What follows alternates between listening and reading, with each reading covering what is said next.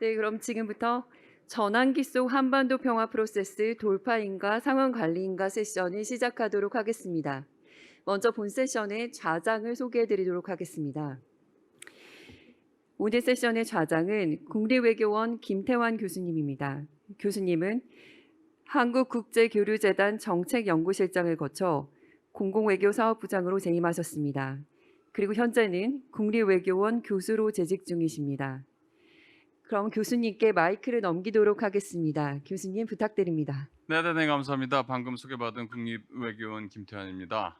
오늘 이 세션의 사회를 맡게 돼서 대단히 저는 기쁘게 생각하고 또 개인적으로 저는 굉장히 흥미로운 세션이라고 생각을 해요. 일단 제목부터가 The Korean Peace Process and Transition, Breakthrough or Status Quo. 제가 볼 때는 이게 상당히 어떤 면에서는 좀 레디컬한 과격한 답을 요구하는 쉽게 답을 내릴 수 없지만 그럼에도 불구하고 과격한 답을 요구하는 굉장히 큰 그러면서도 중요하고 또한 특히 우리 그 한국 분들을 비롯한 많은 분들에게 관심과 흥미를 불러일으킬 수 있는 그런 그 주제 질문이라고 생각을 합니다.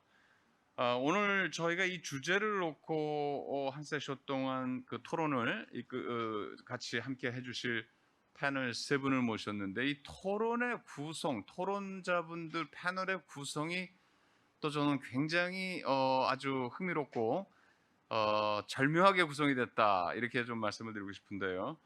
오늘 먼저 그 비록 이 현장에 참석은 못 해주셨지만 온라인으로 참석을 해주십니다.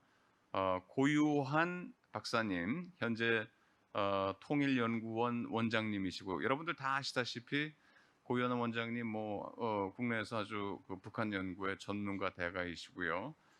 고유한 원장님께서 자리를 해주셨습니다. 고 원장님 대단히 감사합니다. 네. 그다음에 또 우리 두 번째 그 최진욱 현재는 이제 전략문화연구센터장을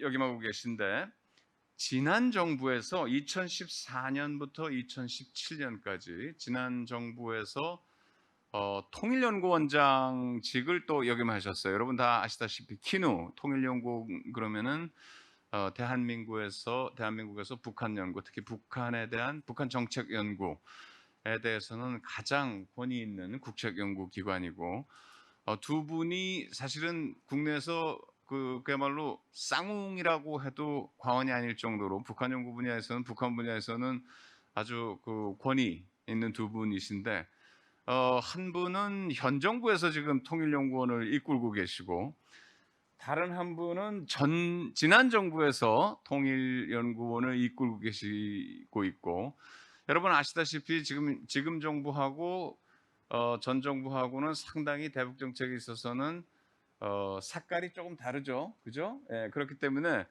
오늘 두 분 아주 그 흥미로운 그런 그 토론이 이루어질 수 있으리라고 저는 기대를 합니다.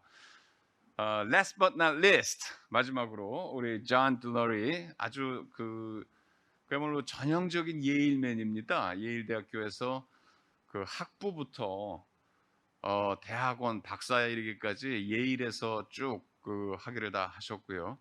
저랑 이제 얘기한 게 본인이 그 예일에 아마 고등학교가 있었으면 자기 거기 갔을 거라고 그래서 유치원 있으면 거긴 안 갔겠느냐고. 그래서 뭐 아주 그야말로 전형적인 예일맨이시고 현재는 지금 연세대학교 그 GSIS 국제학대학원의 교수로 재직 중이신데 여러분들 아시다시피 우리 그 존 들러리 교수는 중국 역사 전문가, 역사학자입니다. 중국 전문가이신데 조금 이렇게 그 뭐라 그럴까요? 눈을 돌려서 같이 붙어 있으니까 북한에 대해서 굉장히 prolific한 그런 활동을 저술 활동을 많이 하시고요.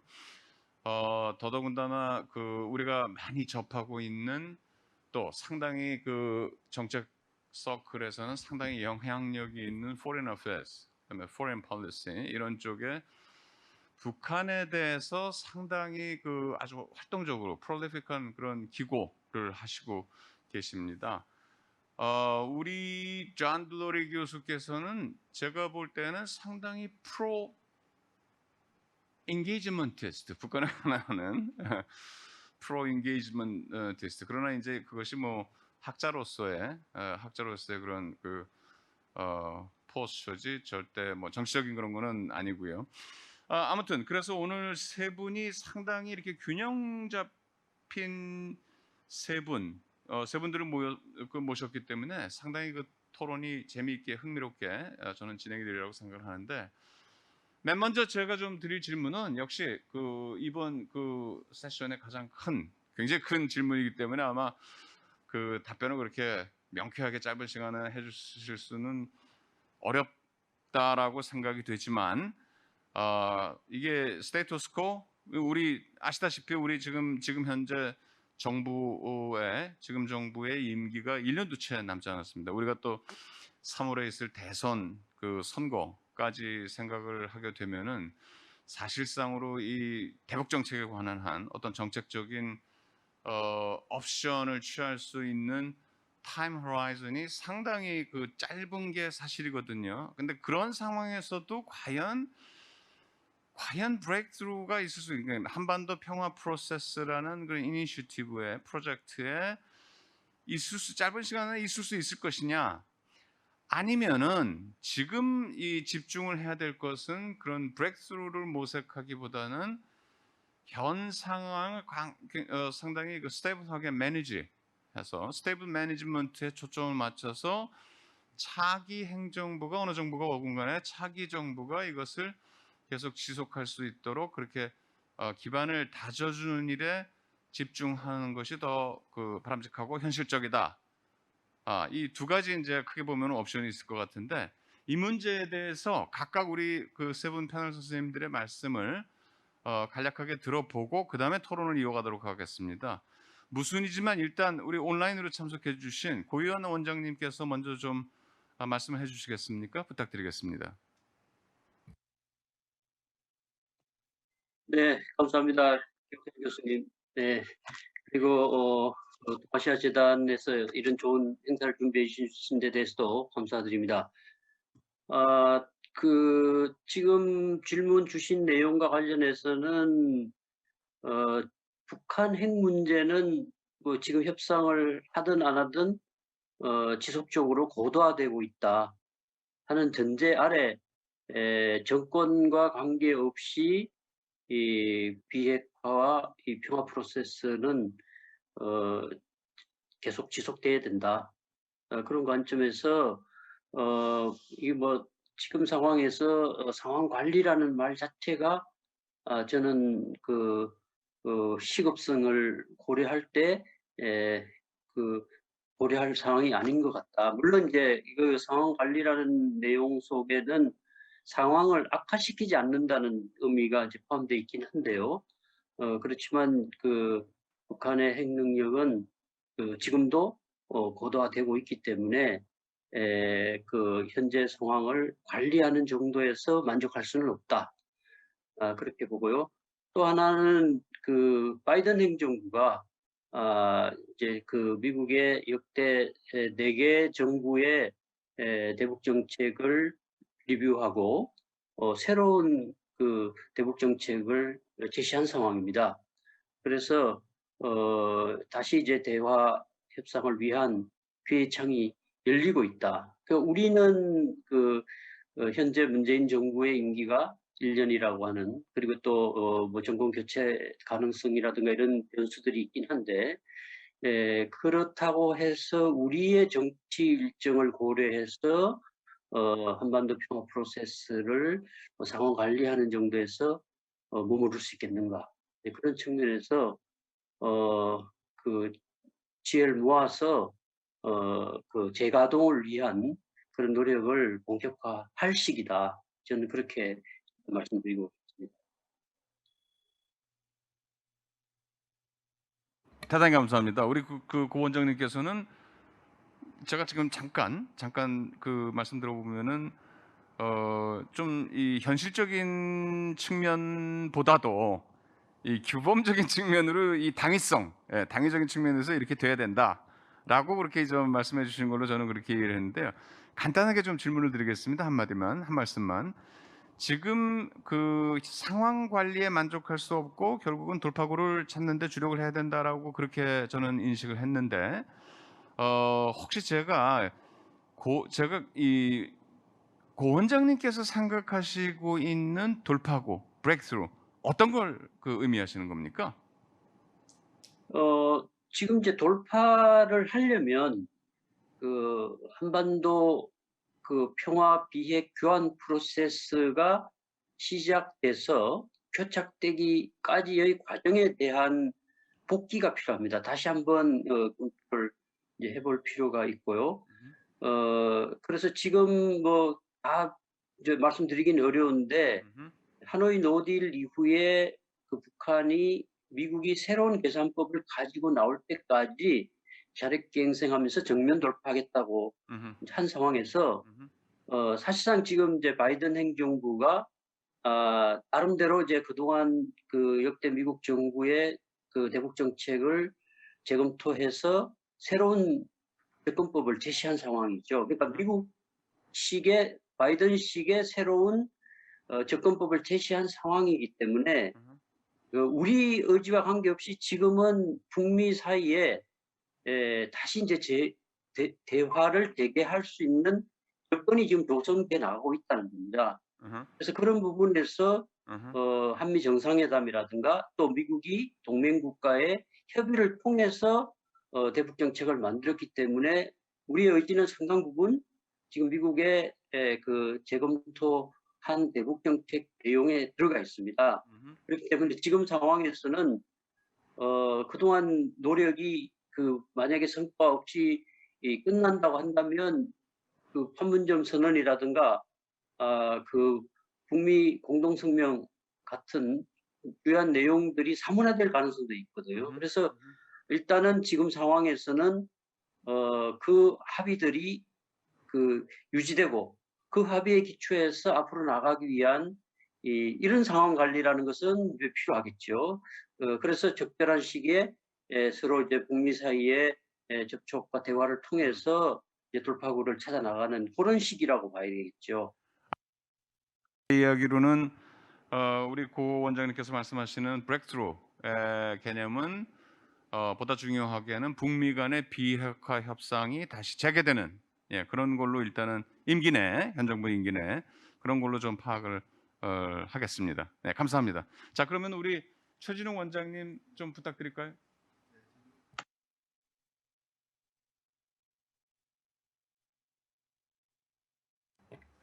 네, 저도 이 회의에 참석하게 돼서 아주 기쁘게 생각합니다. 고 위원장님 반갑습니다.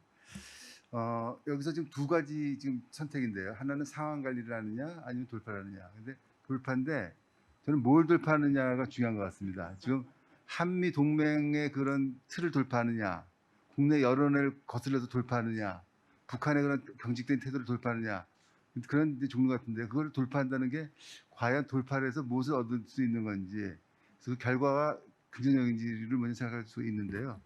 근데 뭐 물론 대화는 필요하고 협상도 필요합니다. 그런데 그 돌파의 그런 의미가 뭔지를 정확히 좀 알 필요가 있을 것 같고요.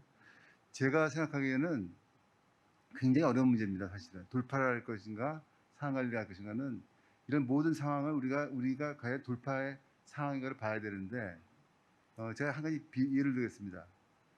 닉슨 대통령이 중국을 방문해서 닉슨 대통령이 중국을 방문해서 역사적인 이제 회담을 하지 않았습니까? 근데 그것이 이제 큰 역사의 흐름을 바꿨는데 냉전도 끝내고. 근데 그때 닉슨 대통령이 한 결단을 우리가 굉장히 중시합니다. 그것을 높이 사는데 저는 그것도 중요하지만 케네디 대통령이 10년 전에 그보다 훨씬 전에 10년 전에 자제했습니다. 그거를. 중국과의 접촉을 자제하고 중국과의 협상을 자제했는데 그건 무슨 얘기냐면 케네디 대통령이 그 상원의원 시절 56년도에 이미 굉장히 중국에 대해서 대중국 정책에 대해서 비판을 많이 했습니다. 중국에 대해 대량 아사가 나고 어려웠을 때 우리가 중국 도와줘야 되고 중국을 인계해줘야 되고 중국을 수교를 해야 된다 그런 얘기 많이 했는데 결국 자기가 대통령이 되고 나서 검토하면서 포기했거든요. 굉장히 어려운 결단이죠. 근데 지금 우리는 닉슨 대통령의 결단만 얘기하지만 사실은 케네디 대통령의 결단도 굉장히 중요한 겁니다. 뭐냐면 이것이 상황이 어떻게 됐느냐, 상황이 과연 가능하느냐라는 것을 봐서 어느 정도의 돌파를 할 수 있느냐, 돌파의 그런 정도, 돌파의 정책의 내용 이런 것이 중요한데 물론 협상과 대화는 필요하고 긴장 완화는 필요하지만 그래서 무조건 미국과 그런 미국은 제재를 하고 있는데 우리는 제재를 안 하겠다든지 북한의 핵을 용인하겠다든지 이런 식의 돌파는 과연 가능한 것인가, 국내 여론이 허용할 것인가라는 것에 대해서 저는 좀 약간 좀 신중할 필요가 있다고 생각합니다. 그래서 돌파는 좋은데 무엇을 돌파하느냐가 문제라고 생각합니다. 대단히 저는 그 중요한 포인트라고 생각해요. 돌파를 하는데 이게 도대체 국민들의 여론을 돌파할 것인지, 북한의 태도를 돌파해야 될 것인지, 미국의 그 정책 입장을 돌파해야 될 것인지 대상을 분명히 해야 될 필요가 있다라고 생각이 드는데, 그렇다면 최 원장님의 생각에서는 지금 정부의 잔연기관 중에는 좀 단순화시켜서 좀 말씀을 드리면은 돌파를 무리하게 추구하는 거는 바람직하지 않고 상황 관리에 집중해서 다음 정부에서 뭔가를 해줄 수 있도록 하는 것이 더 바람직하다. 이런 의견이신가요? 지금 정부가 마지막 한 번 더 시도하는 것 같긴 합니다. 마지막 남북 관계에 대한 큰 소위 말하는 돌파를 시도하는 것 같은데 뭐 해볼 수 있는 거라고 생각하고 임기가 있으니까 또 정치인으로서는 또 한번 시도하고 싶은 마음도 있을 것 같은데 내심 큰 기대는 안 한다고 생각합니다. 왜 그러냐면 상황이 굉장히 안 좋지 않습니까? 뭐 제가 말씀 안 드려도 지금 대북 정책 지지가 30% 이하로 떨어졌습니다. 이거 보통 이제 다 겪는 일인데 우리 지금 문재인 정부가 겪는 것이 아니고 역대 모든 정부가 임기 말 마지막 해에는 30% 이하로 떨어집니다. 시작은 어떻게 됐든지 간에 대개 이제 그 시작이 뭐 5, 60% 되더라도 30% 밑으로 떨어지는데 지금 이 정부는 80%까지 올라갔었습니다. 2018년도에 80%까지 80% 이상에 갔다가 30% 이하로 떨어졌죠. 네, 그러니까 이게 최대 낙폭입니다 지금. 충격이 크죠. 아쉬움도 크고. 근데 그런 것 때문에 돌파를 하고 싶은 마음이 생기는데 두 번째는 이것이 북한이 비핵화를 할 수 있을 것이라고 생각하는 것은 우리 정부밖에 없습니다. 국민의 90%가 믿지 않습니다. 북한이 스스로 자발적으로 비핵화를 할 것이라고 믿는 국민은 10%가 안 됩니다. 제 말씀이 아니고 여론조사 얘기고요. 미국이 북한에 대한 제재를 풀고 싶어 하지 않습니다. 국제사에서 제재를 풀려는 나라는 거의 없습니다. 그러니까 이런 상황, 북한의 비핵화의 가능성, 또 이 정책의 지지도, 내임당 정부의 그런 약간 이런 추진력, 그것을 보면 뭐 시도는 좋습니다만 굉장히 상황이 안 좋지 않나. 더군다나 북한이 남쪽 정부에게 대해서 하는 그런 아주 듣지도 못한 그런 비방, 또 이런 개성공단 폭파 이런 것을 보면은 어렵고, 또 더군다나 하노이 회담에서 이미 밝혀졌지만 북한에서 그 영변을 포기한다고 얘기해놓고 영변 이외 시설에서 그보다 훨씬 많은 4배 이상이 되는 우라늄 농축 시설을 감추고 있었는데 그것을 용인할 수 있는 것인가? 이런 여러 가지 북한의 핵 능력, 또 이런 미국과의 공조 문제, 한국의 여론이 과연 이것을 돌파를 할 수 있는 상황인가라는 것을 저는 굉장히 회의적으로 생각합니다. 감사합니다. 두 분 입장이 뚜렷하게 좀 이렇게 지금 대비되는 입장을 이렇게 보여주시고 있는데, 우리 최 원장님께서는 국내적인 여론뿐만이 아니라 특히 이제 북한의 태도 인식, 그다음에 미국의 입장, 특히 이제 아직까지는 대북 제재를 계속 아주 솔리드하게 지속하겠다라고 하는 이제 그런 입장들을 봤을 때는 돌파하는 것이, 더더군다나 이 짧은 기간을 돌파하는 것은 상당히 좀 비현실적이다, 그렇게 지금 말씀을 하시고 계시는 거예요. 자, 그러면 now let me just turn to our John. 네, 예일맨 존 교수님께 여쭤보겠습니다. 네, 김 교수님, 친절한 소개 말씀 감사드립니다. 동아시아 재단에 저를 초대해 주셔서 감사드린다는 말씀을 드립니다. 저는 뭐 그 1등석을 타거나 이제 그러는데 정말 오늘 이 패널에 함께 하게 되어 굉장히 기쁘게 생각합니다. 제가 한국에 10년 살았는데 한국을 말을 잘 못합니다. 오늘 정말 자료를 정말 많이 준비했거든요. 근데 두 부분으로 나눠집니다. 왜냐하면 오늘 그 주제가 정말 좋습니다. 그 사람들의 그 패널이 굉장히 좋은 분들이 모셨다고 생각하는데요. 돌파인가 상황관리인가 이 주제도 굉장히 좋고요. 이게 두 가지 다른 식으로 생각할 수 있을 것 같아요. 이게 한 설명적 그리고 어떤 명목적인 분석으로 이제 볼 수 있는데요. 설명적 분석을 보면은 네 가지 요소가 있을 것이라고 생각합니다. 한국과 미국과 중국이요. 그래서 굉장히 저는 학자로서 어쨌든 제가 보는 것과 생각하는 것을 좀 분리해야 할 필요가 있을 건데요. 한국과 미국, 중국이 있을 때 돌파를 한다는 것은 굉장히 어렵다고 생각합니다. 굉장히 높은 어떤 그 이퀄리브리엄의 어떤 함정이 있을 것인데요. 지금 상황뿐이 아니라 여러 가지 이해관계자가 있습니다. 제가 중국을 봤을 때 가장 이런 지금 현재의 상황 관리에 있어서 관리 측면에서는 중국이 굉장히 제일 선호하는 것이라고 생각하는데요. 냉전 후 중국의 전략에 저의 관점에서 보면은 한국과 좋은 관계를 유지를 했습니다. 그것이 우리가 지금 보는 거죠. 어쨌든 좋은 관계를 가지고 있고 북한과도요. 굉장히 어쨌든 그리고 남한과도 좋은 관계를 하기 위해서 준비를 하고 있습니다. 어쨌든 지금은 상황이 좋지는 않지만요. 관계가 악화되어 있지만요. 지금 현재가 조금 안정되어 있고 그래서 어떤 중국이 굉장히 북한 문제가 굉장히 큰 어려운 문제인데요. 중국이 굉장히 지금 현재 상황 관리에 더 많은 관심을 갖고 있다고 생각합니다. 바이든 행정부가 지금은 편안합니다. 왜냐하면 북한이 굉장히 아직 최우선 과제가 아니기 때문입니다. 미국에 있어서요. 어떤 국가안보 2017년에 국가안보가 조금 낮은 최우선순위였는데 어쨌든 북한 역시 아직 최우선 관제가 아니었고요. 북한이 계속 실험을 하고 안 하고 이런 상황들을 왔다 갔다 하고 있는데요. 바이든 행정부에 있어서 굉장히 지금 상황 관리는 결론적으로는 어떤 북한에 관심을 많이 두지 않고 있는 거죠. 이게 이상적인 상황은 아니지만 굉장히 지금 이게 돌파를 하는 것은 쉽지 않습니다.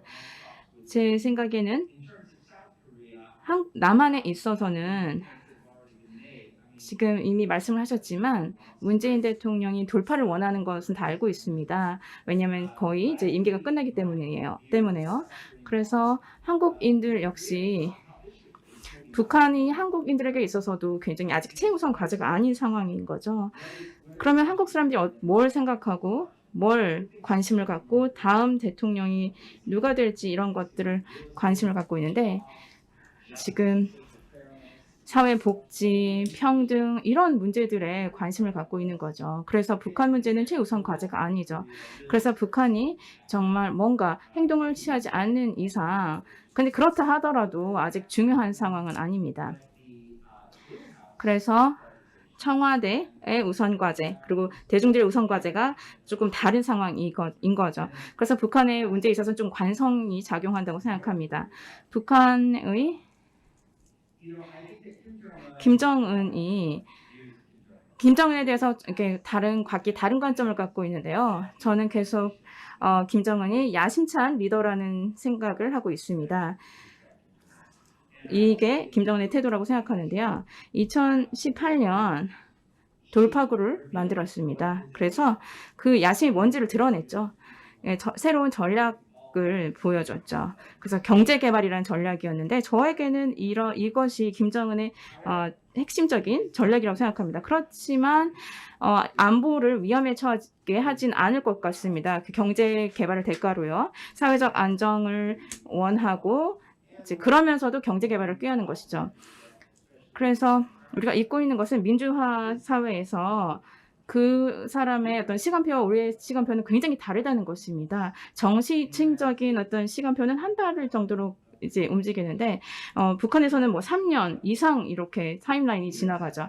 김정은은 그 사람이 체중을 이제 살을 빼지 않으면 죽을 거다 이렇게 생각하는 그 정도인데요. 젊은 사람입니다. 그리고 리더이기도 하고요. 그리고 그러니까 그런 야심을 생각하기에 이제 어쨌든 계속 오랫동안 야심을 생각하고 있었죠. 그렇게 생각해 봤을 때 이러한 현황 유지는 김정은에 있어서는 이상적인 상황은 아닙니다. 중국에 굉장히 의존적이죠. 그리고 그걸 계속 유지하지는 않을 거지만 어쨌든 경제적인 발전도 꾀하고 있고요. 이것이 만족스러운 결과를 내지 못할 것 같습니다. 장기적으로요. 그러면 김정은의 입장에서 상황 관리를 말씀하신 건가요? 네, 맞습니다.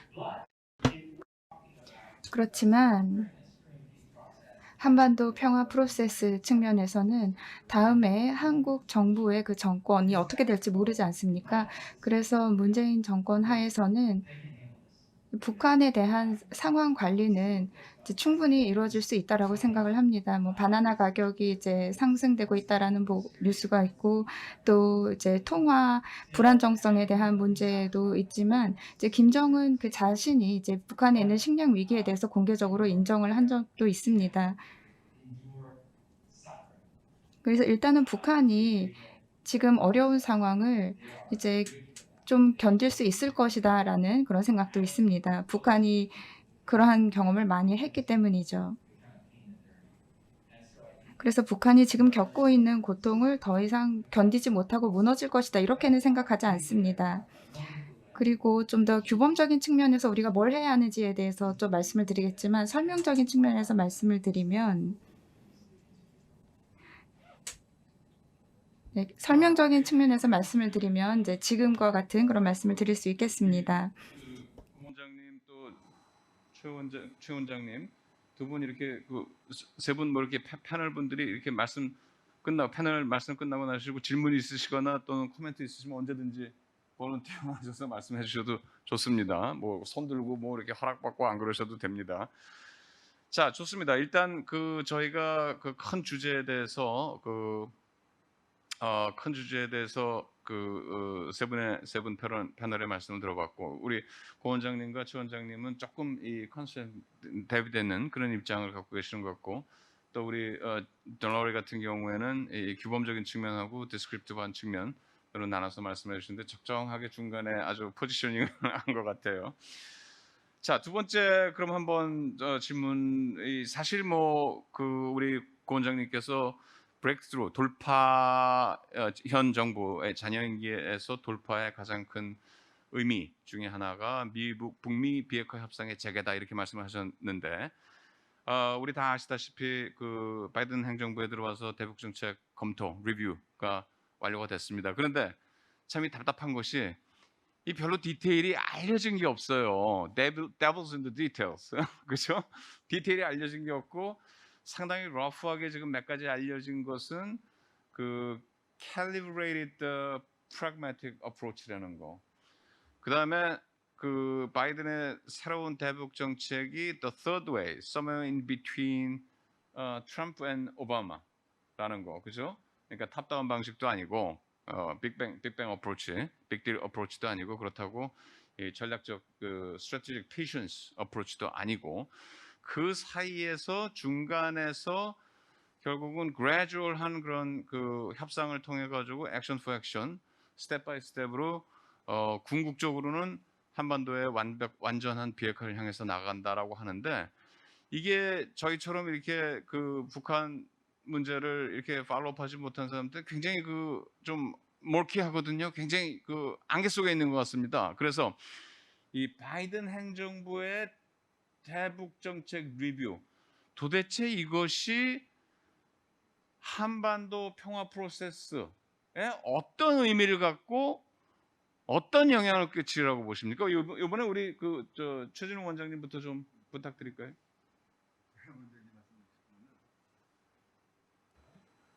그 제가 고유한 원장님하고 저하고 의견이 이렇게 꼭 다르다고 생각은 안 합니다. 왜 그러냐면 그 앞에 정의가 데피니션이 다르기 때문에 좀 달라 보이는 거고 저는 이것을 어떤 것을 어떻게 하느냐는 거를 말씀드리는 거고 기본적으로 저는 대화와 협상의 필요성은 충분히 좀 공감하고 있습니다. 그런데 문제는 거기서 어떤 전략을 만드느냐는 것이 중요한데 이제 먼저 미리 말씀드린 전략 부분이 너무 약하지 않나라는 생각이 드는데 그것은 뭐냐면 전략이라는 건 국내적 여론도 만들어내야 되고 미국과 협력도 해야 되고 또 북한을 변화시키는 노력도 해야 되는데 저희는 그런 것 없이 딱 그냥 하나 목표를 정해놓고 대화 협력, 대화를 통해서 평화를 이룬다라는 그런 큰 담론 같은 것밖에 없습니다.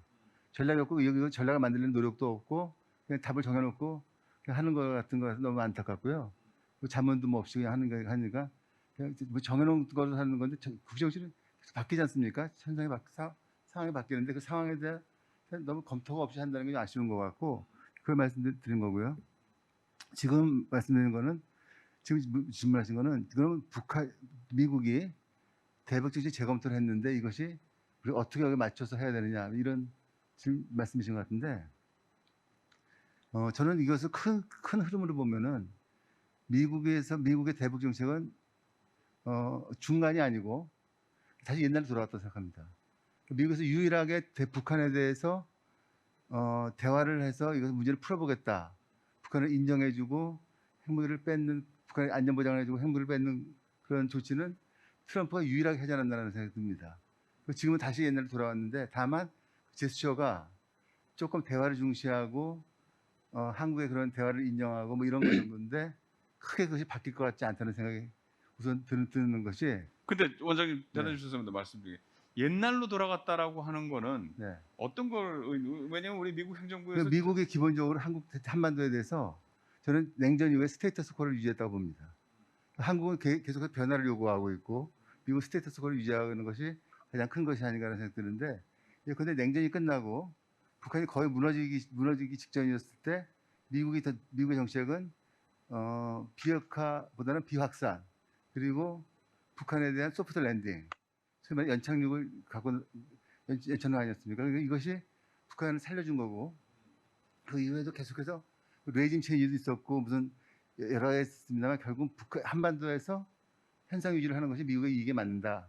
그런 것을 갖고 우리는 평화가 됐든 통일이 됐든 우리는 뭔가 변화를 원하는 것이 우리의 정책이지 않았나 이런 생각이 듭니다. 그래서 제 생각에는 우리 정책과 미국 정책은 갈수록 이런 약간 갈등이랄까 약간 불협화 날 수밖에 없는 상황에 들어왔는데 우리 정부가 그런 것을 인정을 하고 그것을 잘 부드럽게 미국의 이익이 뭔가 또 한국민이 원하는 것이 뭔가라는 것을 잘 살펴야 되는데 그런 것이 없이 그냥 우리 정책을 밀고 나가는 조치를 하다 보니까 이거 자꾸 충돌이 일어나는 거죠. 그러니까 미국이 지금의 정책은 북한을 겨냥한 것이 아니라 중국을 겨냥한 거 아닙니까? 그래서 중국을 겨냥한 건데 이거를 우리가 그런 미국의 국익이라든가 미국의 전략을 잘 이해를 하고 그 맞춰 나가야 되는데 우리는 우리의 그냥 정책만을 밀고 나간다는 거죠. 그래서 우리가 남북 간의 관계 개선되고 그건 좋지만 그것이 그렇게 될 경우에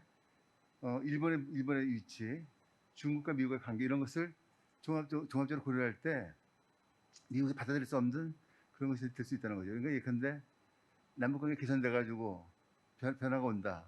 그러면 이것이 중국으로 가까이 갈 것인가?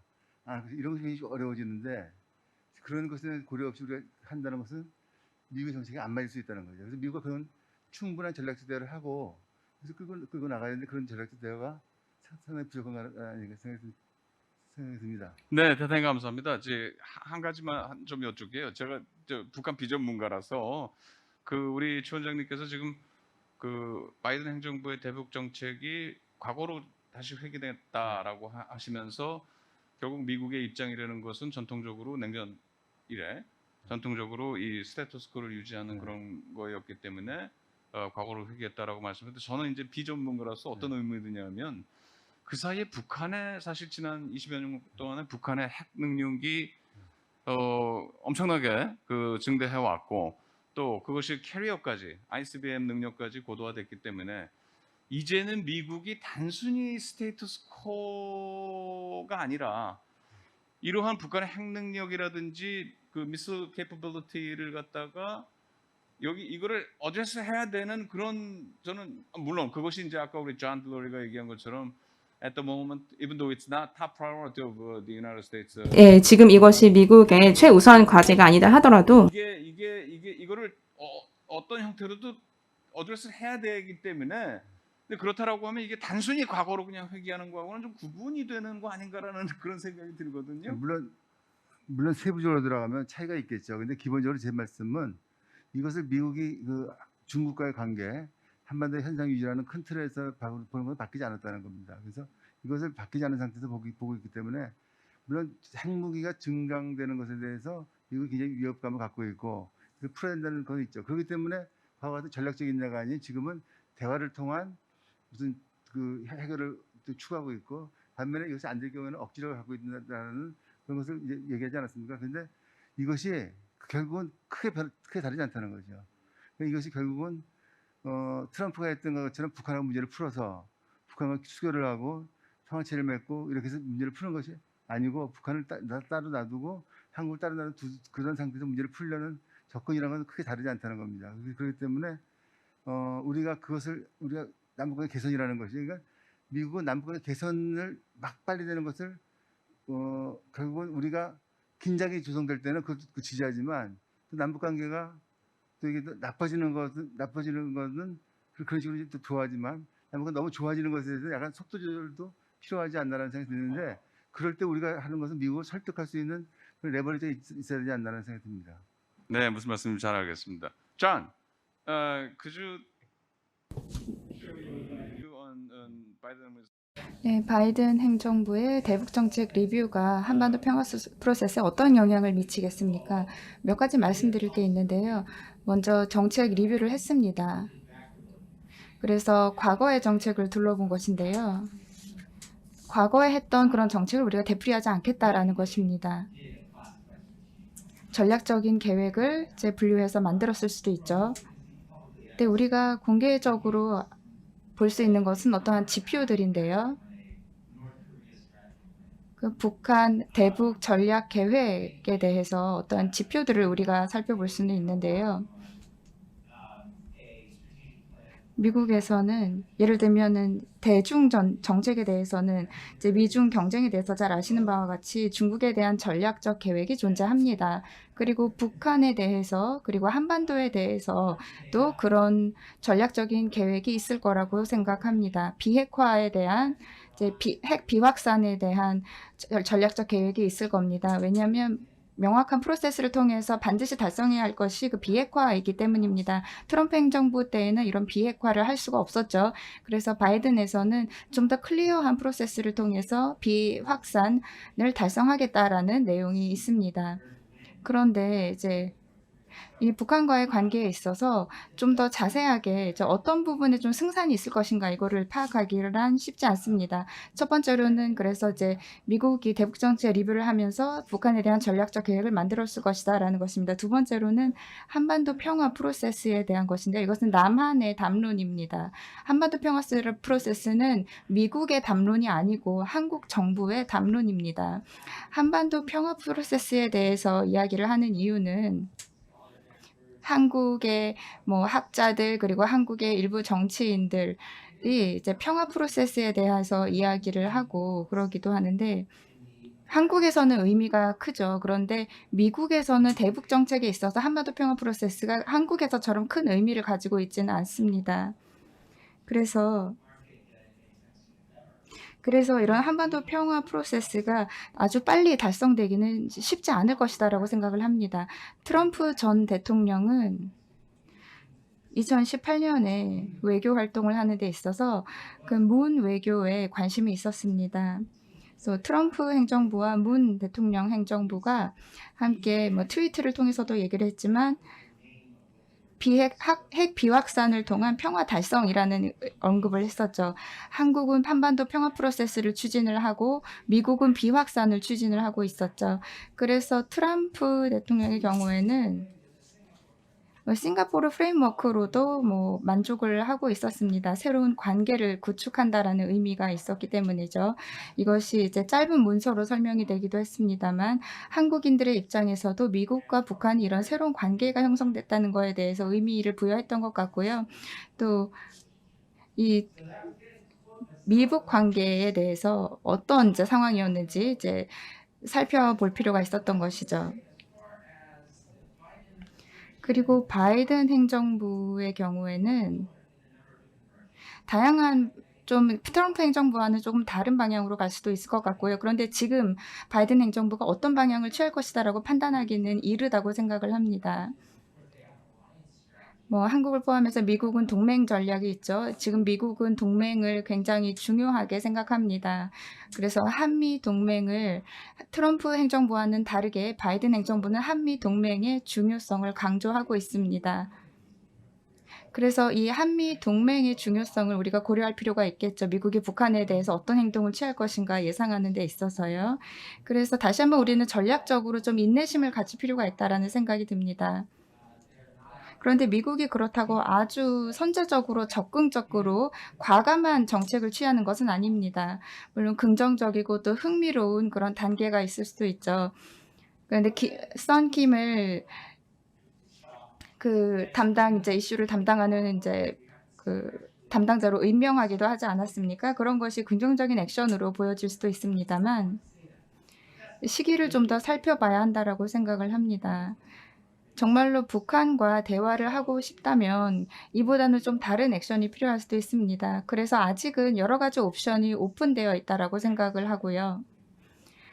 그래서 이전 행정부와는 다른 방향으로 나갈 수 있을 것 네, 말씀해 주시죠. 김래리 박사가 얘기한 것이 굉장히 좋은 말씀을 했고 저랑 좀 비슷한 점이 있는데 아하. 뭐냐면 북한이 미국이 원하는 것은 비핵화와 평화 같이 가는 것이다. 우리는 평화를 강조하고 있는데 근데 무슨 말씀이냐면 제가 생각하기에는 한국 평화 프로세스라는 것은 시작이 냉전 이후에 통일에 대해서 반대 작용으로 나온 겁니다. 그러니까 통일 평화가 둘 다 중요한데 처음에 냉전 이후에 통일에 대한 게 높았고 보니까 통일이 현실성도 없고 또 국민들도 이렇게 약간 돈도 많이 든다고 생각하고 또 미국이 또 이게 스테이트 원하고 이런 것 때문에 통일에 대해서 현실감이 떨어지면서 또 위험하기도 하고 또 바람직하지 않는 것에 대해서 평화 프로세스가 들어온 거거든요.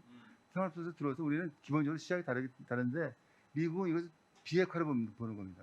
억지력으로 보고 억지력의 평화라고 보는데 그게 약간 차이가 나는데 그래서 앞에서 말씀드린 대로 미국이 북한의 핵을 무시하는 것이 아니고 핵도 중요하지만 핵이나 억지력이 중요하고 억지력을 북한의 비핵화를 만드는 방법이 뭐 키신저가 얘기한 대로 무슨 뉴클리어 프리 유니파이드 코리아가 방법일 수도 있고 또 억지력일 수도 있고 또 북한의 붕괴가 될 수도 있고 여러 가지가 이것을 계속 저울질하는 거죠. 그러니까 이게 우리처럼 하나의 약간 목적지향적인 그런 정책이 아니고 미국은 북한 비핵화의 목표지만 이것을 풀기 위한 여러 가지 방법을 구상하고 있고 이것에 대해서 중요한 것은 이것을 풀고 갑자기 통일시키는 그런 방법도 있지만 아니면 이것을 갖고 그 현상 유지라고 미국의 국에 맞는 중국의 관계를 유지하는 것 이것을 더 중시하는 것이 약간 다르게 우리가 약간 정책이 다르게 보지 않나. 그래서 우리는 뭐 제재를 풀고 북한과 교류협력을 하고 화해협력을 해서 그걸 통해서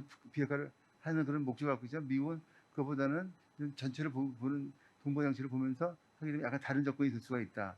우리가 그걸 이해하고 그에 대한 적절한 대책을 세우는 것이 중요하다는 것을 말씀드리겠습니다. 네, 대단히 감사합니다. 두 분 우리 존과 최준우 원장님 지금 말씀이 완전히 일치하는 건 아니지만 그래도 어쨌든 상당히 미국 우리 한국에서 얘기하는 그 한반도 평화 프로세스에서의 평화를 강조하는 것과 미국이 북한에 대해서 접근하는 거에서 강조점에서는 조금 약간의 차이가 있다. 그리고 이제 우리 최 원장님께서는 이게 통일 담론 또는 통일 정책 또는 평화 담론 평화 정책 이 양자 간의 어떤 긴장 관계 이런 거에 대해서 말씀을 해주셨는데 고 원장님 이 책임이 무거워지셨습니다. 이 지금 네.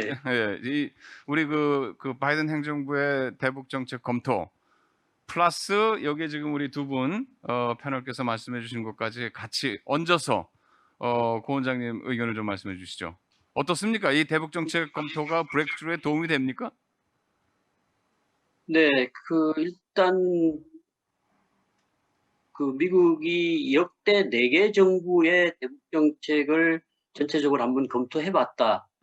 그래서 오바마식 전략적 인내도 실패했고 또 트럼프식 그 일괄 타격을 그랜드 바긴도 실패했다. 음.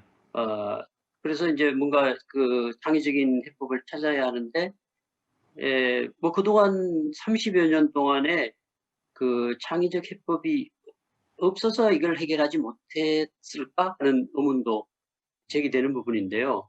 그러니까 그 부분에서는 앞서 사회자님 말씀하신 것처럼 이전에는 북한의 핵 위협을 미국이 통제 가능한 위협 정도로 인식했을 거예요. 근데 이제 그 핵무력 완성이라는 그런 과정을 겪었고, 지금 이제 미국을 타격할 만한 ICBM급 뭐 그런 무기 체계도 지금 갖추는 단계에 이르러서 더 이상 그 통제 가능한 위협으로 두고 다른 뭐 동아태 전략이나 인도태평양 전략 구상 속에서 대중국 전략으로 북한 위협론을 활용할 수 없는 그런 상황에 이르렀다고 볼 수 있겠죠. 그래서 지금 미국 바이든 정부도 핵 비확산이라는 차원에서도 그렇고 또 세계 전략 차원에서도 북한의 지금 이런 그 핵무력 고도화 문제를 방치할 수 없는 그런 상황이라는 데 대해서는 아마 인식을 한국과 같이 할 겁니다. 그래서 뭐 우선순위 부분에서도 그 최근에 보면 그 상당히 빠르게 검토를 했고 또 한미 정상회담을 통해서 확인했고 북한에도 그 검토된 내용을 전달한 그런 상황이죠. 그래서 그렇게 우리가 여유롭게 바이든 정부가 북한 문제를 그 우선순위에 밀어두고 있다는 부분에 대해서도 저는 뭐 동의하기 좀 어려울 것 같고요. 결국은 그 이 한반도 평화 프로세스의 본질을 잘 이해해야 한다고 보는데요. 그것은 그 북한에서 김정은 위원장이 이 이른바 조건부 비핵화론, 그러니까 군사적 위협이 해소되고 체제 안전 보장이 이루어진다면 핵무기를 가질 이유가 없다. 그 앞에 두 가지 군사적 위협과 체제 안전 보장이라는 조건이 충족될 때 핵을 버리겠다고 하는 것이 이 프로세스의 시작이라고 볼 수 있습니다. 그래서 그 판문점 선언 그리고 그 싱가포르 북미 공동성명에서 재확인한 부분이 이 앞부분에서는 한반도 평화체제 구축이고 그 뒤에 이제 북한의 비핵화가 연결된 하나의 쌍으로 연결되어 있습니다. 그래서 그 얘기는 평화와 비핵화 문제를 안보 대 안보로 교환하는 프로세스라고 볼 수 있습니다. 그래서 그 교환 그 과정을 이제 만들어내야 하는데 싱가포르까지 가서 4개의 기둥을 세워놓고 하노이에서 구체적인 그 교환 프로세스의 이행 로드맵을 만드는데 실패해서 지금에 이르르고 있는 것이거든요. 그래서 지금 상황에서 바이든 행정부가 대북정책 재검토한 내용의 구체적 내용은 드러나지 않았는데요. 만약에 저보고 검토를 하라고 한다면 한 6가지 정도 제가 그 정리를 해서 여러 차례 발표를 한 적이 있는데요. 그러니까 그 첫째는 그 미국이나 우리 한국의 보수 정부가 북한 붕괴론에 근거해서 그 핵 동결 정책과 전략적 인내로 대응을 하다가 그 핵능력 고도화를 막지 못했다. 그러니까 그 일종의 이제 미봉책을 썼다는 거죠. 동결대 보상 방식.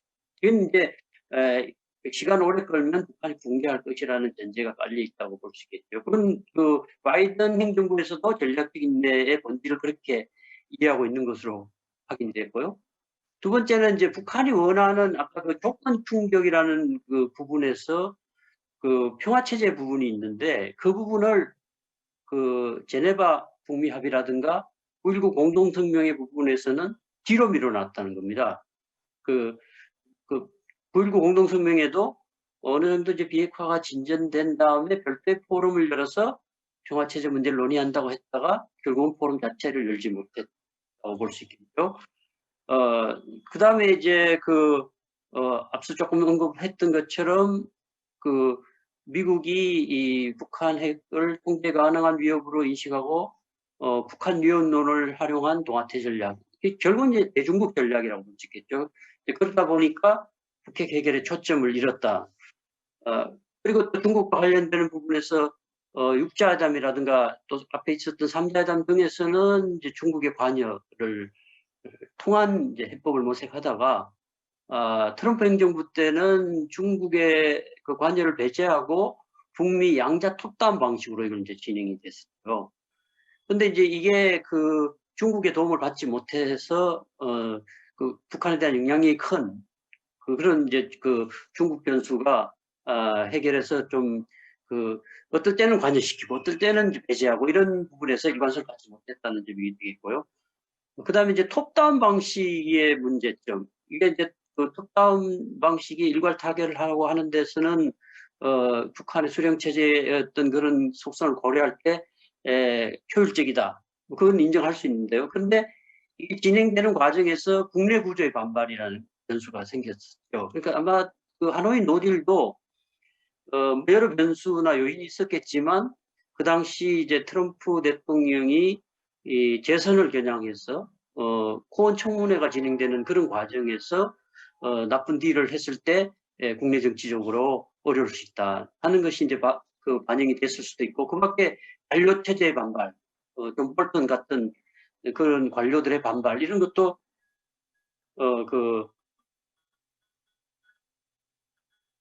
결국 그 실패로 돌아간 요인 중에 하나라고 볼 수 있겠죠. 끝으로 이제 그러니까 북한의 수령 체제를 제대로 이제 이해하지 못한 협상 전략. 그래서 북한의 의도를 때로는 무시하고 때로는 오독하는 데 따르는 이제 문제가 있었다고 봅니다. 그래서 결론적으로 말씀드리면 북한이 핵을 가지려는 동기가 국제사회가 핵을 억제하려는 노력보다 강했다. 뭐 그건 아주 쉬운 결론입니다. 그래서 앞으로 이제 북한 핵 문제를 해결하려면 결국 북한이 가지려는 의도보다 국제사회나 한미가 해결하려는 그런 의지가 더 강해야 이걸 해결할 수 있다는 것이죠. 네, 대단히 감사합니다. 이거 또 도중에 이 접속 상태가 고르지 못했던 점 대단히 죄송합니다. 사과드리겠습니다. 자, 우리 고 원장님께서 지난 그 북한에 대한 접근에 있어서의 그 여러 가지로 이제 분류를 해주시고 상당히 세부 내용을 분류를 해주시고 이게 왜 실패했느냐. 그러면서 이제 안보 대 안보 교환이라는 말씀을 써주셨습니다. 안보 대 안보의 교환. 그 뭐 구체적인 내용은 제가 잘은 모르겠습니다만서도 어쨌든. 자 그렇다라고 하면 과연 이 대북 정책 리뷰 여기다가 한 가지만 더 추가를 하겠습니다. 5월달에 있었던 그 한미 정상회담. 이게 한미 정상회담이 국내적으로도 사실 여야에 걸쳐서 대체적으로 여쪽은 물론이고 야쪽에서도 그렇고 대체적으로 상당히 좀 긍정적인 평가를 받고 있는 부분이 있거든요. 대북 정책 리뷰가 나왔고 그 다음에 이제 5월달에 한미 정상회담이 있었다. 그러나 이제 이게 굉장히 그 한미 동맹에 대해서 어떻게 보면 예상을 뛰어넘 저 같은 사람의 예상을 뛰어넘는 정도로 상당히 그 내용적인 측면에서는 긍정적인 것이었지 않느냐 이렇게 조심스럽게 저도 생각을 하는데 자 그러한 그 일련의 대북 정책 바이든 행정부의 대북 정책 리뷰 그다음에 한미 정상 회담의 결과, 특히 그 조인트 스테이트먼트가 되겠죠. 그렇게 봤을 때, 자 이런 것들이 북한을 다시 북한과의 관계를 리즘하는데 그것이 이제 남북 간의 대화건 또는 북미 간의 비핵화 협상이건 하는데 이것이 긍정적인 요인으로 작용할 것인지 우리 최 원장님부터 좀 말씀을 부탁드려도 될까요? 말씀드리기 전에 한 말씀 추가드리면 고야 원장님께서 말씀하신 것 중에 중요한 말씀하시겠는데 북한의 의도를 잘 알고 우리의 정책을 세워야 된다. 북한의 의도보다 강한 우리의 의도가 있어야 된다라는 말씀하셨는데 굉장히 좋은 말씀입니다. 그런데 그 남북 관계에서는 특히 의도를 파악하는 것이 중요하다고 생각하는데 국제정치 이론에서는 의도 갖고 정책을 하는 나라는 없습니다. 능력 갖고 정책을 펴지. 북한에 핵이 있으면 핵을 막는 능력, 북한 핵 능력에 따른 우리의 능력을 갖춰야지. 북한의 의도는 그 다음에 그래서 추가해서 할 수는 있지만 능력에 대한 기본 이론을 갖고 있어야 되는데 북한이 핵을 포기하겠다. 우리는 핵이 없다. 우리는 양변을 포기한다라고 하는데 그걸 다 믿고 정치를 한다? 저는 그거는 좀 어렵지 않나라고 생각되고 그것이 바로 근데 우리 최 원장님, 네. 근데 제가 대단히 지금 국제정치에서 의도도 중요하지만 능력이 더 중요하다고 말씀하셨는데 그 예를 들어서요. 네. 그 저는 전혀 굳이 여기서 그 국제정치에 뭐 그 민주주의 국가들은 서로 전쟁을 안 한다, 민주평화론 이거를 그 말씀드리고 싶은 거는 아니지만 사실은 핵무기를 보유한 국가들이 중국이나 러시아 말고도 영국이나 이런 국가들이 있음에도 불구하고 그 사이에서는 이런 안보 문제가 하나도 위협이 안 된다라고 볼 때는 국제정치에서도 역시 능력도 중요하지만 의도가 중요한 거 아니냐 그렇게 얘기할 수 있는 건 아닙니까? 영국의 핵무기가 누구한테 위협이 된다? 우리 한국한테 위협이 안 된다? 아니 미국을 미국이요? 예, 미국을 얘기하는 거예요. 그러니까 아니. 이제 그런 사례를 봤을 때는 북한- 능력도 중요하지만 네. 의도도 상당히 중요한 거 아니냐? 그에 못지않게 의도도 중요한 거 아니냐? 물론 의도도 중요하죠. 그리고 네. 뭐 그 영국하고 프랑스를 비교하는 건 좀 약간 좀 그런 것 같고요. 미국은 북한은 미국을 무슨 워싱턴 어느 곳이든 뭐 어느 시각에 임의 시각에 그 파괴할 수 있다고 그러니까 다른 것 같고요. 근데 좀 하여튼 가까이 대고 하여튼 그래서 아까 우리 네. 잘 그 방송에 하여튼 그 이런 능력 저도 북한의 의도를 믿고 싶습니다. 사실 여론조사를 인용하면 통일연구원 여론조사인데 우리나라 국민들의 50% 이상이 북한과의 대화 협상을 지지합니다. 그런데 이분들이 전부 다 북한의 의도를 믿어서 하는 건 아닙니다. 그러니까 협상과 그거는 시도하는 것이 중요한데 북한의 의도, 북한을 신뢰한다는 대답은 똑같은 조사에서 반이 안 됩니다. 25% 이하입니다. 그리고 북한과 25% 이하로 믿지만 북한과 대화 협상을 한다는 것은 50%가 넘습니다. 그러니까 이게 뭐냐면 이게 평화 프로세스의 본질입니다. 제가 보기에.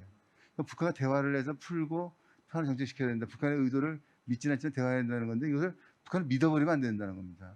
이걸 믿기 전에 어떻게 해야 되느냐. 북한 협상을 하지 말라는 얘기가 아니고 억지로 강화시켜야 되죠. 억지로 강화시키고 북한에 단호한 태도를 보이고 제재를 한다든지 이런 식으로 해야 되는데 다 풀어놓고 그걸 하겠다는 전략이 미스라는 겁니다. 그러니까 그렇게 하는 정치적이랑 없고 북한을 정 못 믿더라도 그걸 베리파이 할 수 있는 능력이 있어야 되는데 아무것도 안 하고 북한을 믿고 우리가 북한이 핵 없다 그러면 없다 이렇게 해서 협상을 하니까 안 된다는 겁니다. 그러니까 미국도 설득할 수가 없고 그래서 저는 그걸 먼저 말씀드리고 5월 20일 날 결정한 건 뭐냐면 그거를 하겠다는 겁니다. 북한과 대화는 하되 그 썬킴도 임명하되 북한의 비핵화가 있어야지 우리가 대화를 할 수 있다. 비핵화 조치가 있어야지 미국이 대화할 수 있다는 것을 얘기한 거라고 생각합니다. 그래서 한국이 지금 앞에서 말씀드린 대북 정책의 동력이 떨어진 상태에서 그런 것을 준비하고 북한에게 공을 넘기는 거다. 그래서 북한이 대화를 안 하고 우리는 핵 없다. 영변 이외에는 보여줄 수 없다. 강선이고 뭐고 보여줄 수 없다 그러면 대화가 안 된다고 생각합니다. 그게 중요한 거라고 생각합니다. 지금 그걸 결정하기 때문에 이것을 그 모멘텀을 우리가 만들어내면은 공은 북한한테 가 있지 않나. 그래서 우리가 미국 한미공조의 틀 속에서 이것을 하기로 했고 그것을 약간 좀 그 지금은 밀어붙일 때라 결단의 시간이라기보다는 이것은 지금은 약간 좀 절제와 아주 신중함의 시기가 아닌가라는 생각이 들고 그래야 된다고 생각합니다. 네, 그 미국의 그 국무장관 우리 예, 말씀해 주시죠. Well, could I just 네, 잠깐 뛰어들어도 될까요? 왜냐하면은 이게 제가 그 여기 계신 패널분들과 동의하지 않는 부분인 것 같고 그래서 좋은 논의가 될 것 같은데요. 제가 봤을 때 북핵에 대한 어떤 의도는 이것 때문에 비핵화가 될 수 있다고 이렇게 생각하지는 않습니다. 미국이나 국제사회가 그 UN 위원회가 뭐 유럽도 그렇지만 정말 기본적으로 동의하지 않습니다. 비핵화에 집중하는 것이 문제가 되지는 않는다고 생각합니다. 남북한과 북한의 화해, 평화, 체제, 그리고 관계 정상화, 그리고 위험을 낮출 수 있는 그런 부분, 그리고 신뢰 구축, 이런 부분에 있어서 이것이 하나의 우리가 비핵화를 주장하는 하나의 그런 프로세스가 되는 거죠. 북한을 봤을 때 이게 어떤 수사로는 조금 동의를 하지 않은 부분도 있습니다. 2018년에는 김정은이 처음으로 그 완전한 비핵화에 뭐 궁극적으로는 이제 서명을 했죠. 그런데 북한이 비핵화를 하고는 싶지만 그것이 국익에 도움이 되진 않습니다. 그래서 어쨌든 그 비핵화가 북한에 좋은 건 아닌 거죠. 결국에는 또 다른 프로세스가 필요하다는 겁니다. 우리가 지속적으로 우리가 가지고 있는 접근법을 계속 막 이렇게 계속 유지를 한다 그러면 우리가 같은 결과를 내지는 못할 것 같습니다. 그래서 반대 방향으로 갈 수도 있는 거죠. 역효과를 낼 수도 있는 거죠. 네, 감사합니다. 코멘트나 뭐 있으십니까? 네. 없으세요? 없으세요? 네, 고맙습니다. 네, 감사합니다. 자, 그러면은요. 일단 여기서 우리가 시간이 조금 남아 있는데 일단 제가 그 플로어를 좀 오픈하겠습니다. 플로어를 오픈을 해서 세 분 패널 분들이 여러분 다 들어보셔서 아시다시피 네. 아쉽게도 그 우리 고유한 원장님의 그 인터넷 접속 상태가 지금 굉장히 기술적으로 결함이 있어서 부득이 남은 시간 뭐 얼마 안 남았지만 그래도 그 고 원장님을 이 자리에 다시 모시기는 좀 어려울 것 같습니다. 이 점에 대해서 우리 너른 좀 양해 있어 주시면 대단히 감사하겠고요. 플로어를 좀 오픈을 하겠습니다. 지금 상당히 저는 역시 제가 처음에 말씀드렸던 것처럼 그 세 분의 의견들이 굉장히 뭐라 그럴까요? 개성 있다 그럴까요? 개성이 뭐 완전히 이렇게 상충되는 건 아니지만 상당히 뚜렷한 그런 아규먼트를 하고 계시고 제가 뭐 다시 복귀를 할 필요는 없을 것 같습니다. 그래서 이 정도쯤에서 일단 플로어에서 질문도 좋으시고요, 코멘트도 좋으시고요. 의견이 있으시면은 플로어에서 좀 손을 들고 아이덴티파이 해주시고 말씀을 해주시면 감사하겠습니다. 혹시 플로어에 네. My question is for Professor Would you DeLay. please speak? 네, 좀 크게 말씀해 주실 수 있을까요? 저는 동아시아 재단에서 왔습니다. 교수님께서 말씀하셨듯이 북한만이 상황 관리에 그 관심이 있는 국가는 아니다라고 얘기를 하셨는데요. 어떤 북한이 미사일을 다시 그 테스트를 할 수 있는 가능성이 있을까요? 남한 정부에 있어서 북한이 굉장히 다시 도발을 할 수 있는 것에 대해서 어떤 의견을 갖고 있을까요? I know you don't have to think much about the question, but 혹시 저 플로어에서 질문 있으시면 받고 모아서 같이 좀 하도록 하겠습니다. 혹시 질문 또 있으실까요? 있으십니까? 네, 네, 네. I also have 저는 정혜나입니다. 동아시아 전에서 왔고요. 저도 델러리 교수님께 질문이 있습니다. 방금 우리가 북한의 문을 우리가 막 두드리면서 이제 비핵화에만 집중을 하고 있다라고 말씀을 하셨는데 그렇게 하는 것이 최적의 방법은 아닐 수도 있다라고 말씀을 하셨습니다. 그렇다면 교수님께서 혹시 향후에 미국의 대북 정책에 대해서 어떤 제안을 해주실 수 있나요? 또는 뭐 한국의 대북 정책이 어때야 한다라고 생각하시는 바가 있다면 제안해 주시겠습니까? 그 경희대학교 이성은입니다. 지금 여기에는 북한에서 오신 분들이 없기 때문에 북한의 입장에서 한번 질문을 좀 던져보고 싶습니다. 지금 두 분한테. 지금 이제 그 브레이크 스루 얘기하는데 지금 교착 상태고 양쪽에 팽팽하게 먼저 카드를 내놔라 이런 상황인데 과연 북한의 입장을 고려할 때 어느 정도 한국하고 미국 쪽에서 지금 미국 쪽에서 카드 내는 게 없는 상황이잖아요. 그 북한은 카드를 보이라고 하는데 북한은 나름대로 뭐 영변도 그게 뭐 진실성을 떠나서 뭔가 제스처를 여러 가지를 취했는데 드러난 거 보면 사실 미국 쪽에서는 내놓은 게 없거든요. 북쪽에서 볼 때는 그런 입장에서는 제3자에서 볼 때도 미국이 뭔가를 좀 내놓고 얘기하자 그래야 되는데 지금 미국은 실제로 내놓은 거 하나도 없이 그냥 일단 얘기해 보자 그랬는데 설득력이 굉장히 떨어진다고 생각하거든요. 그래서 과연 미국이 뭘 내놓을 게 있을까, 그런 가능성이 있을까, 그런 부분에서 좀 그 북한을 끌어내기 위해서 그런 가능성과 어떤 게 가능할까, 그런 거에 대해 질문을 좀 드리고 싶습니다. 네, 대단히 감사합니다. 우리 그 세 질문이 상당히 다. Alright, please 네, go ahead. 감사합니다. 필리프 파리입니다. 프랑스 대사입니다. Just a short question. 저는 모든 패널분들께 짧은 질문이 있습니다. 제3국의 역할은 어떻다고 생각을 하시나요? 예를 들면 유럽 국가들이 이 과정에서 특히 러시아의 경우에 어떤 역할을 할 수 있을까요? 플로어에서도 질문이 없을까요? 이제 우리 네 분이 질문을 해주셨는데 두 질문은 우리 존에게 어드레스된 것이고, 그다음에 두 질문은 두 분한테 다 말씀해 주셨어요. 그러니 우리 존부터 좀 답변을 부탁드릴까요? And can I suggest that 네, 감사합니다. 태환 교수님께서 러시아 질문을 받아주시겠습니까? 전문가니까요. 네, 정말 좋은 질문입니다. 굉장히 좋은 질문인데요. 우선 제가 이제 이런 얘기를 많이 들었습니다. 그러니까 미국에 있는 북한 전문가들은 작년에 10월에 도발을 했습니다. 그래서 트럼프 정부의 위협이 되었죠. 그리고 어떤 그 바이든 행정부가 취임하고 나서 또 도발이 있었고요. 얼마나 많은 그런 그 예측들이 틀렸는지 이런 것들을 이제 볼 수 있습니다. 저의 예측도 틀릴 수도 있고요.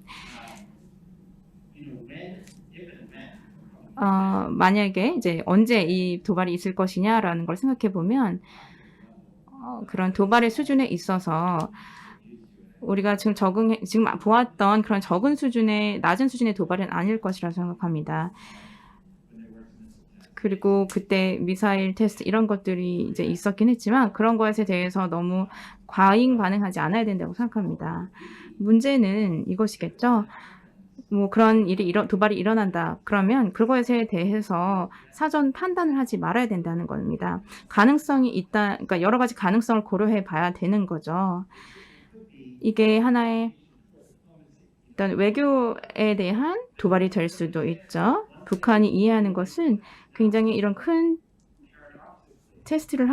발사를 하면 이게 어떤 스페이스를 외교에 대한 여지를 만들 수 있나 만들 수 없나 이런 것을 생각해 볼 수 있을 것 같습니다. 지금 미디어가 막 리포트를 하고 질문을 하고 하죠. 바이든 정부한테 북한에 대해서 뭘 하고 있습니까? 이렇게 물어보죠. 그러면은 바이든이 뭐 이렇게 지금 실제로는 구체적인 정책이 없지만 뭐 있습니다라고 얘기하죠. 그렇기 때문에 우리가 굉장히 신중해야 됩니다. 전술적으로 봤을 때 김정은에게 있어서는 로켓갓이라고 하는데 진짜 우리 여기 뭔가 진전을 만들어야 돼 정말 잘못됐어 이렇게 얘기하고 있는데 이게 그러니까 외교에 대한 도발일 수도 있고 그렇습니다. 김정은이 정말 경제적으로 어려움을 겪고 있고 진전도 없고 뭔가를 좀 보여줘야 되는데 그래서 뭔가를 좀 이렇게 막 과시를 해야 되는데 그렇게 못하고 있잖아요. 그렇기 때문에 미사일 테스트를 하면서 과시를 하는 거죠. 이게 순전히 뭐 국내의 우리에게 있어서 이제 남한에서도 그 위성 실험이나 뭐 이런 것들에 대해서 이제는 더 이상 우리가 관심을 주지 않습니다. 그래서 우리가 그 전에 이제 그 판단을 할 수는 없을 것 같고요. 두 번째 질문에는 굉장히 저도 이제 궁금합니다. 다른 분들이 어떻게 생각하시는지. 제가 조금 걱정을 하는 게 그러니까 그 돌파를 그 6개월 안에 이제 보면 우리가 뭘 할 수 있나 이런 걸 보면 궁금합니다. 우리가 오늘 지금 이제 두 가지에 대해서 구체적인 액션 이것이 뭔가 이제 대화를 이끌어가는 그런 것에서 생각을 하는데 이것이 어쨌든 비핵화는 아닐 것이고 접종이나 뭐 이런 여러 가지 신호가 섞여져 있을 것 같습니다. 한국이 이제 이끌고 미국은 지원을 하고 이런 백신 외교가 될 수 있겠죠. 그런데 우리가 지금 백신을 북한 사람들에게 제공을 해야 되는데 뭐 적대적인 외교도 없다라는 걸 보여주고 그리고 북한 사람들도 이렇게 백신 외교로 이제 북한과 접근을 하고 싶다 뭐 이렇게 얘기를 하고 해야 되는데 그런 이제 얘기가 없다는 거죠. 그리고 나서 뭐가 가능한지를 조금 생각해 볼 수 있죠. 그리고 뭐 많이 이제 말할 게 많이 없는 것 같은데 어쨌든 김정은이 식량 위기에 대해서 이제 공개적으로 얘기를 했죠. 그래서 식량 지원도 이제 제공될 수 있을 것 같습니다. 남한이 이끌고 또 미국이 지원을 해야 되겠죠. 그래서 새로운 이제 역할에 있어서 우리가 어떤 적대가 북한에 없다. 북한의 사람들, 모든 아이들에게 그리고 정말 이 굶주린 사람들한테 정말 이런 어려움을 좀 해결하기 위해 지원하고 싶다. 뭐 이렇게 할 수도 있겠죠. 그리고 제재는 또 다른 얘기가 될 수 있을 것 같습니다. 제재는 사람들을 고통스럽게 만들기 위한 것을 목적으로 하진 않습니다. 그러니까 그냥 핵무기 프로그램을 없애기 위해서 만들어진 거죠. 그래서 북한이 이런 걸 수용할까요? 그렇지 않다고 생각합니다. 굉장히 심각한, 진정한 그런 제공이 있어야 된다고 생각합니다. 그래서 지금 이것에 대해서 북한에 그 제안을 하고 답을 기다릴 수는 있겠죠. 감사합니다.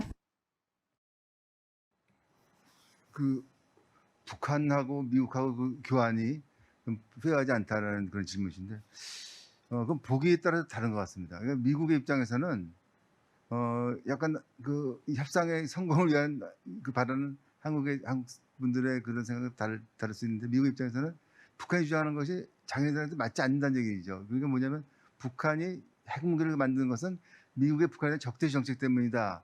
그리고 적대 정책을 없애주면 우리 핵무기 포기하겠다는 그런 등가성, 핵무기의 주한미국 예를 들면 등가성이 있기 때문에 핵무기가 없어져야 된다는 건, 이제 북한 주한미군이 철수하고 평화치사가 맺어져야지만 우리가 버릴 수 있고, 그 과정에서 여러 가지 단계가 있는데, 뭐 말대말 행동대동이 있는데 미국은 그걸 인정을 안 하는 겁니다. 기본적으로 인정하고 북한은 나아가서 지역 한반도뿐만 아니라 한반도 그 지역을 좀 포함하는 그 한반도 평화 지대를 만들자고 그러는 그 주장을 미국이 받아들여야지 협상이 뭐 주고받는 게 되는데, 그 협상 자체를 인정 안 하기 때문에 안 되는 것 같은데, 제가 보기에는 그 북한의 주장도 아주 완전히 맞지는 않지만 미국의 주장도 상당히 또 맞는 부분이 있다고 생각합니다. 뭐냐면 냉전이 끝나고 북한은 정말 그때 다 아시다시피 아무런 고립무원의 상태에 있고 미국이 결정만 하면 그냥 끝나는 겁니다.